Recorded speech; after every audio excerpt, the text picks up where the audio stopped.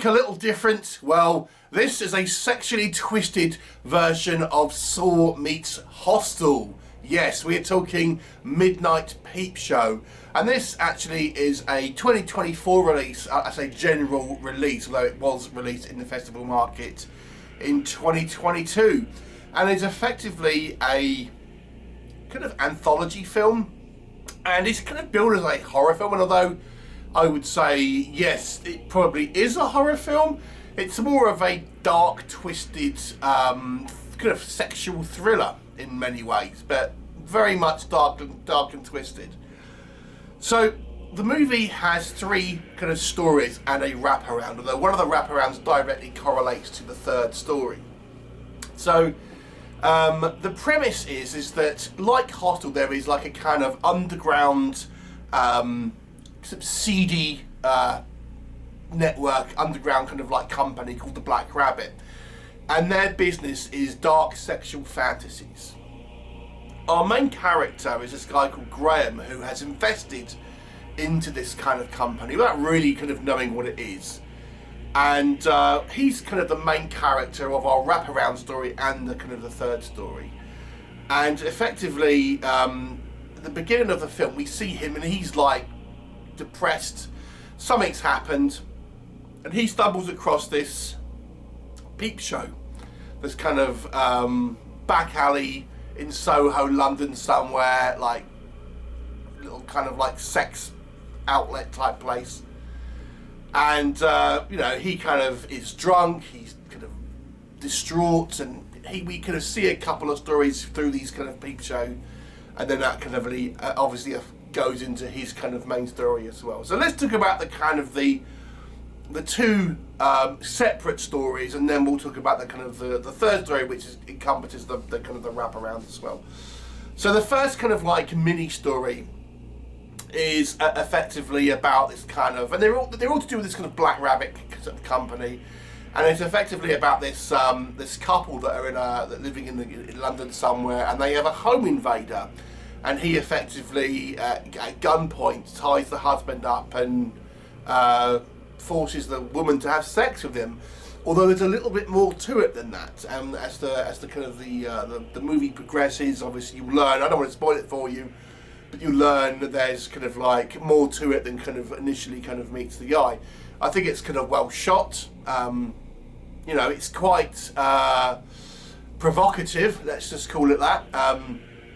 And although I will say I think this is the least interesting out of the kind of the stories that we have here. It's reasonably predictable, and you know, it's okay, but it's just a little bit too predictable, I would say.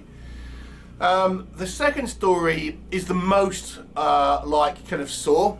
We wake up with this guy kind of this woman, sorry, wakes up in this sort of underground dungeon, and there's three guys that are kind of like tied to chairs, and she basically has to choose between have sex with, marry and kill.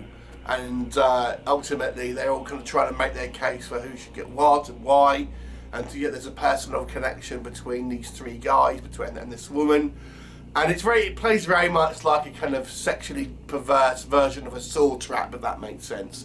This one you actually have Zach Galligan as the kind of the voice of the kind of the games master, so to speak, although we never actually see him on screen.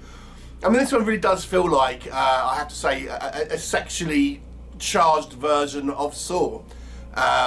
So if you enjoy Saw, but you want a kind of a little bit more of a dark sexual vibe for it, this is the one. I found the premise quite interesting. The one thing I would say about this movie, I think the acting's a little weaker in this one, unfortunately. But yeah, it's an interesting kind of setup, and again, you know, it's all kind of ultimately kind of one location, but if you like the kind of the Saw movies, it really does kind of play like that. And yes, there is full frontal nudity in this movie. The third one is the backstory of our main character, and to me this was by far and away the strongest, and this one has the most kind of Hostel type vibes, which is really dealing with this kind of Black Rabbit company and the people that are kind of behind it, and it's kind of like I mean, I have to say, one thing this movie does do quite well is it makes you feel for our main character of Graham, because even though it's kind of moral judgment on him, so to speak, I think they do a good job of making you empathise with him as a sort of character, and even with his wife. And effectively, this is about his wife, who is a lot younger than him, is a little bit bored sexually, so she kind of joins this Black Rabbit Club, and she ultimately does all these kind of fantasies, and the part of the fantasies for her is for her to act like a prostitute and demand money from her husband Graham, whilst they're kind of doing it and stuff. And it all starts off well, but Graham doesn't really want to continue doing it, but she is now on that path, and it goes down a very dark place, and it's very hostile. Let me just say that. But this one, you know, I think this one feels like the most poignant to a degree, because you've spent the most time with the Graham character, and also, you know, you think that there is these dark corners of the internet where this stuff probably, or stuff like it, you know, does happen. This is kind of like a snuff kind of movie to a certain degree. I mean, it's not actually a snuff movie, but it's kind of like about that sort of you know, dark element of humanity and things, and it very much feels like, you know, people are kind of profiting from it and stuff. And I feel this one was the strongest. It had the most. It had the kind of the best forward momentum in regards to kind of story, and you would get a protagonist in this one, which you don't really get in the kind of the other two so much. And this then directly kind of references to the Wraparound story, which again features our main character of Graham, who I thought does a pretty good job in regard to the acting. Though I will say I didn't quite like the way the Wraparound story ended, because it was a little bit ambiguous about what's happening, and it's something supernatural or what. Whilst until that point it really is more, it's not supernatural at all, but it kind of gives you the vibe that there's some type of supernatural kind of goings on that sort of comes out of nowhere. And I don't know if I necessarily kind of thought that was particularly kind of well handled. But so what do we think of this film overall? Now, I'm not the biggest fan of anthologies, because I do feel that for the most part you never really get to connect to the characters, because obviously the stories are you know, are short, and we don't get a huge amount of character development.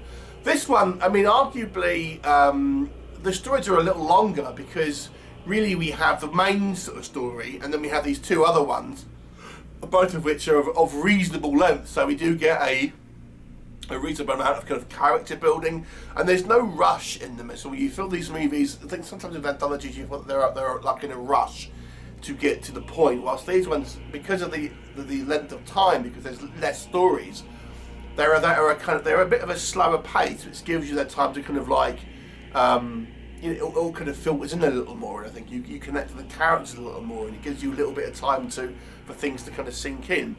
So I appreciate the kind of the pacing of this movie a little better than a lot of anthologies, and I will say I think the production value looks slick in all of these. There is a little bit of kind of green screen. There's a little bit of kind of like CGI gore is the best way I would describe it, which doesn't look the best. I think they could have done this practically. I don't think it would have been that difficult to do the gore scenes practically. Somewhat practical, but there's one that really kind of stands out as a kind of, you know, CGI enhancement. But this is very much going to be a tasting. Like I said, this is very much a dark kind of like sexual, bizarre, perverse kind of like version of Saw meets Hostel. And if that isn't something that's going to interest you, no matter how good the quality is for a kind of a low budget movie, you're probably not going to be interested in it. But if you do want to take a walk on the wild side, so to speak, I actually think this movie is fairly good. It's fairly kind of well put together. The production value is good. I think, you know, the stories are interesting. Even the kind of the one which I found the least interesting still kept me engaged. I was still kind of like interested to see where it kind of goes. And when you watch as many films as I do for this channel, you know, it's sometimes hard to kind of keep you engaged, and this movie kind of did.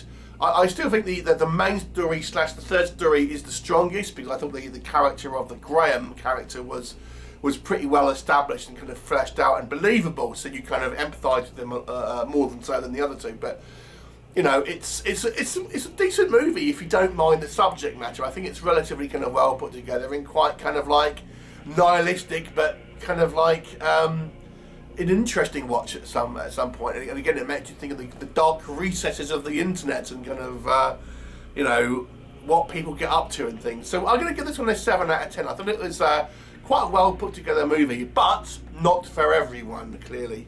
Would you see this? Does it seem like something you'd be interested in? And please do let me know, and I shall look forward to seeing you next time. Bye for now.